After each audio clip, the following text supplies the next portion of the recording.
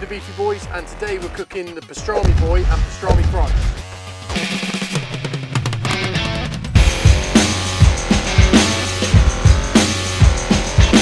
Cool. So yeah, I'm Murph from the Beefy Boys, and I'm here today with Al. Hello. Also known as MC Moon, and also known to some of you eagle-eyed Beefy Boy fans as Pravago. We've been chasing this murderous son of a bitch for 6 months. He's either leaving here in cuffs or goddamn body bag. Indeed. Yes. Indeed. Yeah, Pravago. Now, Pravago is from the criminally underrated Beefy Boy saga, which is on our YouTube channel. I'm sure one or two of you might have seen it. Majority of you, probably not. Available on Blu-ray as well. It is available on Blu-ray. We have got stacks of them, so please, if you would like to order one. Somebody bought the first one the other day. They did, yeah. We imagine they clicked on the wrong thing, but they haven't asked for a refund yet, have they? Oh, yeah. So maybe they haven't watched it yet. But yeah, so I was in the Beefy Boy saga, which is the chronicles of us going to the World Food Championships. So we'll talk about that in a minute, I guess. But first of all, we're going to make the pastrami boy. So Al, could you toast these perfectly cut buns for me, please, mate? I certainly can. The slight angle on there, Tony, but well, I'm happy with the bun. Yeah, as straight as I can do there. Well, thank you. So yeah, so Al, yeah, played the part of Pravago, who was the police officer in there. How did you find that, Al? it's good fun, actually. Yeah, enjoyed it. Yeah, it was always good. It took us a while, didn't it? It took us a while to like try and get everyone together, but yeah, no, it's still ongoing, isn't it? It's yeah, pretty much. So I think we're 5 or 6 years behind on it. I think the last one that came out was the one which was our trip to Florida, which was what, 2015, was it? So that came out, was filming the one which is when we went to the World Food Championships in Alabama in 2016, but lots of things have got in the way, and then we were getting ahead on it. We started getting back into it, and then of course COVID hit and the world went into lockdown, so that's been another spanner in the works. So it's quite good seeing everyone sort of weight fluctuate and hairline disappear as we sort of film in it. That's flashing backwards and forwards. That's the hardest thing though, yeah, because we're filming pickups and stuff now to sort of explain the story, because there's a narrative to it that we've created, a rather sort of overblown and sort of crazy one. It's fantastic. It is, it's a fantastic story. Yeah, it's a great story. It's up there with The Godfather, I would. Yeah, absolutely. But yeah, you are right, we've all aged rapidly in the last 5 years, and we've put on weight, yeah, losing hair, getting more hairy in other places. So, time, the passage of time, mate. Well, it's a funny thing. It is, time is a funny thing. It is, so yes. how those buttons looking? I think we probably need to about 30 seconds on them. So you did a bit of acting in college and that, didn't you? And then I did, yeah, I did. Had a bit of a break through your sort of 20s and that, you didn't? Yeah, I took like a 10-year break from doing anything. Resting? Yeah, well, you know, I had an exciting teenage life. You did, too exciting if anything. Some say too exciting. Yes, yeah, I think we all did. We're all paying for it now. Oh, indeed. And so then we got Al back in to flex his acting chops, and I think we were all blown away by actually how good you were. Well, that's very kind of you to say. Very kind of you to say. I want you to stop f***ing lying to me. I'm not lying. My f***ing partner died tracking down this son of a. Now I'm not going to be had by some half-cocked ghost story told by some f***ing wannabe chefs. Yeah, no, it was great. I think the best part of it was just getting to see getting everyone together again. Yeah, that was the fun bit. It was difficult, wasn't it? It kind of all became an excuse to hang around, really, didn't it? Yeah. So he's kind of a washed-up police officer in it. You need to go and watch it. You know, if you watch this, then go and watch that, please. Somebody watch it. We spend a lot of time on it. Yeah. But you were really channeling. Was it Matthew McConaughey? Oh yeah, definitely. Yeah, definitely. True detective. The accent was very difficult, but I found that if I said a swear word, a particular swear word, it would put me right back into it, and that's why I think I spent most of the first part of it swearing. Yes, you do keep a lot. Yeah, it's the F word, isn't it? That it certainly is. Where was Pravago from with the accent? Where were you based? Well, I was trying to do a Midwest accent, to be honest, because that was the one that I sort of knew, but it didn't really work like that. It was just American. It was just anything, wasn't it? Yeah, it's like when Americans do Brit accents, it's always Cockney. Yeah. So we sort of just go to your standard American accent. Americans can't really do British accents in general. Do you know what I mean? They're not very good at it. Yeah. Well, Dick Van Dyke. Yeah, it was me, Puppins. Yeah, well, yeah.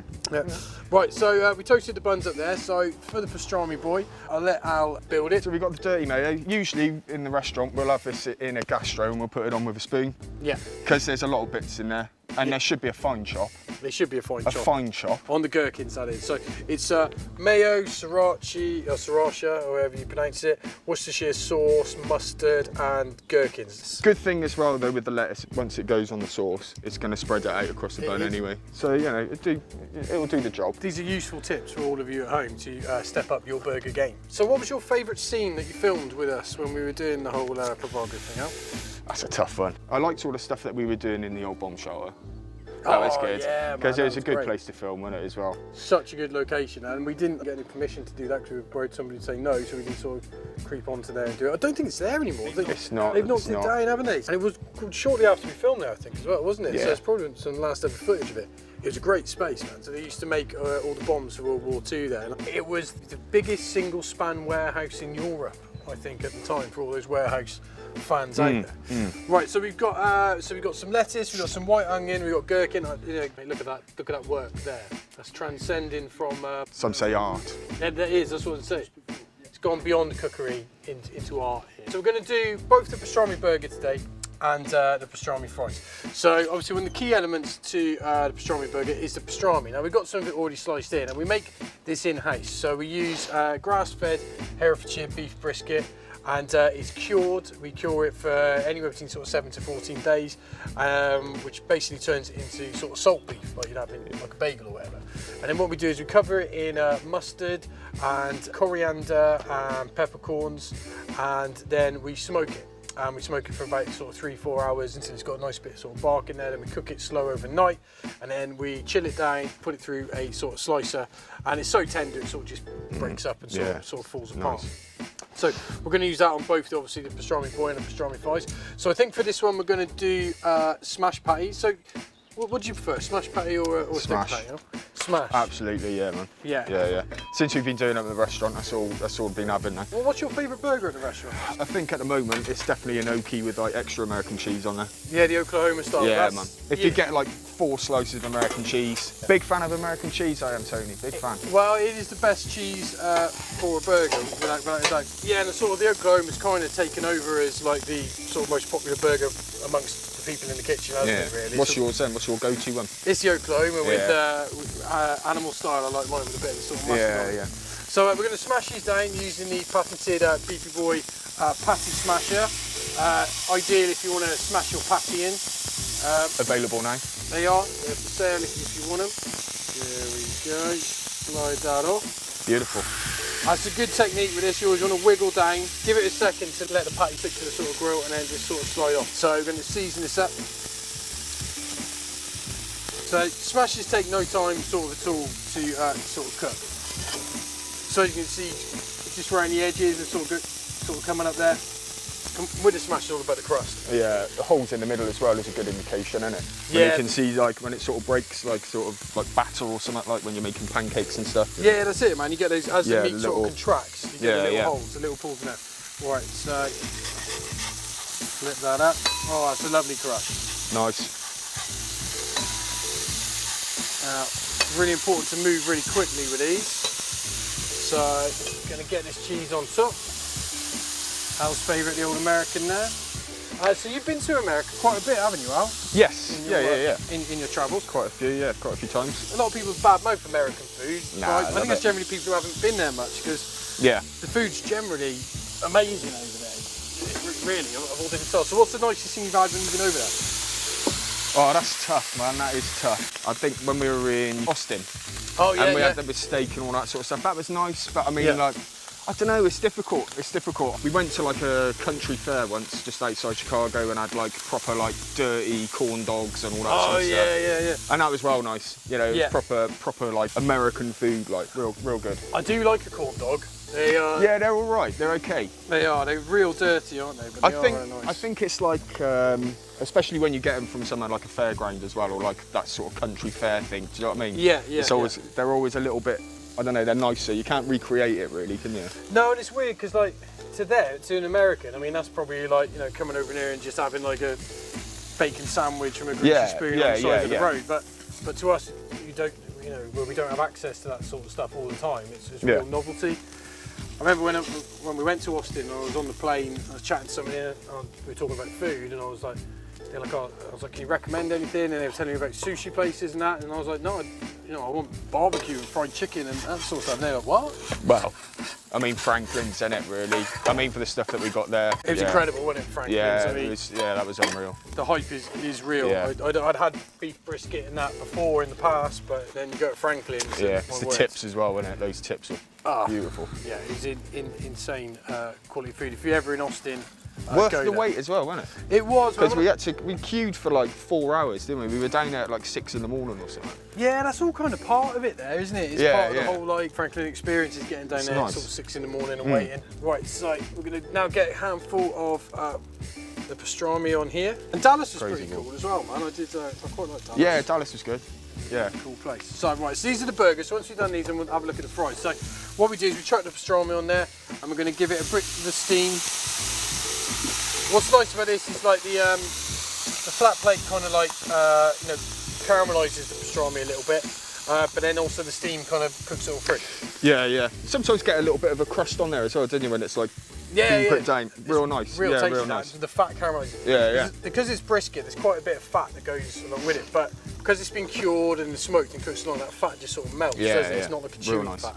Right, so Al, could you just favour me and drop those fries? Certainly can. Ready? So the pastrami fries are going to be a neat thing on the menu, and they're sort of banging as well. But we'll build these burgers first and then get those sorted. So in a previous life, you were also a drum and bass MC.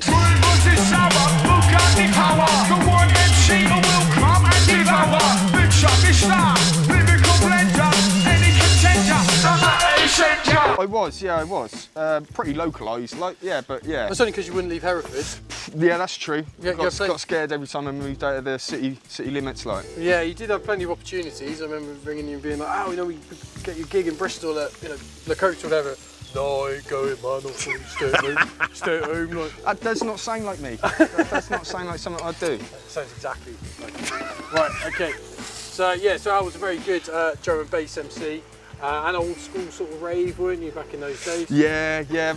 Talking a few years ago now, isn't it? And it's interesting now, isn't it? Because you're like, as we get older, and like your daughter's of an age where she's getting into sort of drum and bass, isn't she? Yeah, she is. She's 11. Yeah, she thinks she's into all of that sort of stuff. It's good, actually. It's all right. But she won't listen to any of the stuff that we used to listen to back in the day. The proper stuff. When you try and tell her that you were a drum and bass MC and you do all this sort of stuff, is she like, oh, shut up, Dad? Yeah, pretty much. She's having none of it. Yeah. She won't have any of it. You should turn up to pick her up. Toasting, blaring. Well, yeah, I mean, I do like to do that actually when I'm picking her up from her mates. Really embarrass her. Yeah, of course. Good. That's that's the whole point of it. That's kind of what dads are for. Yeah, exactly. Right, so there we got the two pastrami boys, and you see they're mighty old burgers. They are. Do you know what I mean? You got the two smash patties in there. That's 2 3-ounce smash patties, and then you got probably about 5 or 6 ounces of pastrami on top. So it's a big. Onions are good as well. Those are lovely onions as well. Yeah, Some people think, that might look at that and think, oh, it's too much onion to go in that burger, but we specifically use mild white onions. So when you cut them that thin, they just. It's got to be real thin as well, though, isn't it? So how are we looking on them fries? Are they almost there? Yeah, I reckon they're all right. Yeah. Chuck them in there, mate. And, straight in the bowl? Yeah, straight in the bowl, buddy. Yep. So you've got a bit of seasoning there if you want to give that all a bit of a shake. The other one as well, wouldn't we? Cool. So for this, so we've got the fries, and then again we're going to do a big handful of the pastrami for this. And we're going to layer this up with Swiss cheese now on top of it. 2 bits of Swiss cheese, and then we're going to steam that up. Nice.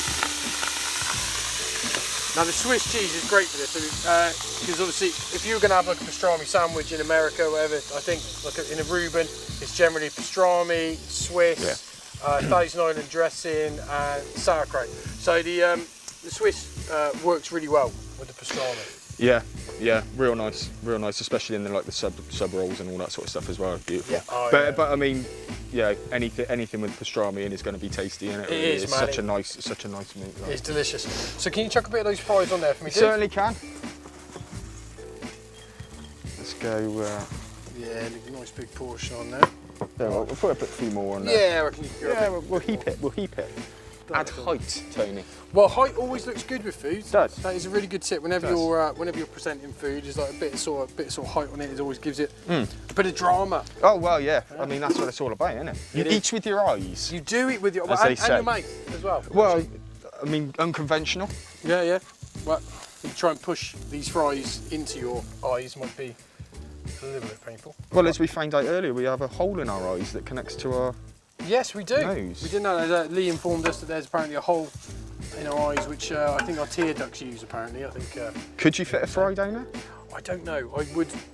I wouldn't really be up for trying it, to be honest. Maybe a cold fry. Seasoned? No, definitely not. It would sting in your eyes, I would have thought. Right, so yeah, if you want to get some dirty mayo on top of there, then Al. Right, we'll see if we can get it lines out would be the great. bottle. Yes, lines would be good. We'll see what happens. Yeah, Well, we got one. Got one line, yeah. I can see in the restaurant this is going to really slow down whoever's on this, isn't it? Yeah, I mean, trouble is you can't really go much thinner with those gherkins as well, can you? No, I mean that's a fine chop in there Oh, already. it's a fine chop. Do you think it was maybe you that chopped those out? Well, I do like a fine chop. You do like a fine chop, don't you? And you know, a fine chop is key. It is a fine chop. Fine chop. Fine chop. Cool. And then we're going to load that up now with gherkins. How are you with gherkins, Andy? Are you all right with gherkins? Do you know what? I'm not a big fan of them. Are you not? Bizarrely, I can eat them, Yeah. but only in a like McDonald's night. Who? Exactly, yeah. Never heard of him. No, I haven't. No. Well, I clearly have. Yeah. But otherwise, yeah, love them. But you could, you could order this and say no to the gherkins as well. You can do what you want with it. So right, let's whack these on there. So we've got our two the pastrami boys on there, and our pastrami fries. Nice.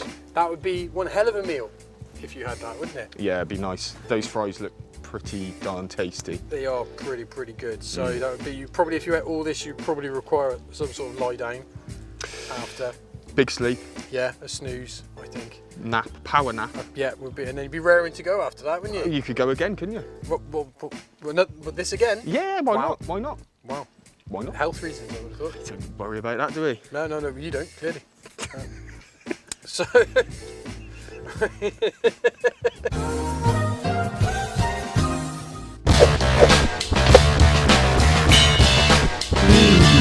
So let's try it. Let's go for the burger first. Okay. Let's go in. Oh, well, I'm keen for this one. Look at that. Yeah, that's beautiful. Yeah. Oh yeah, squeeze. That's good, isn't it? All right. Here we go then.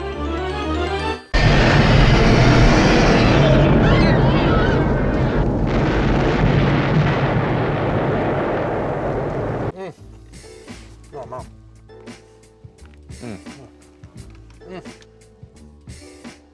That pastrami, man. Yeah, it's very nice. It's so tender and so smoky.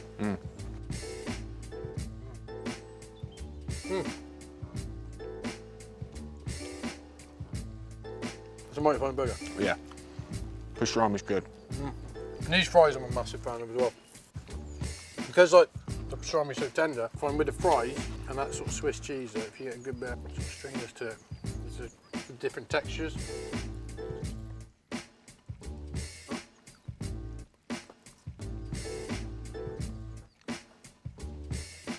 Good fries.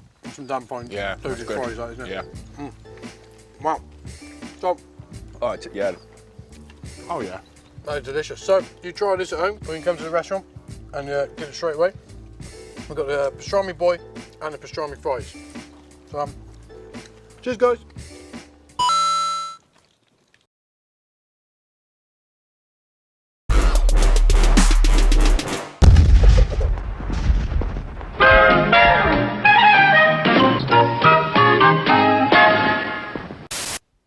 Is it on?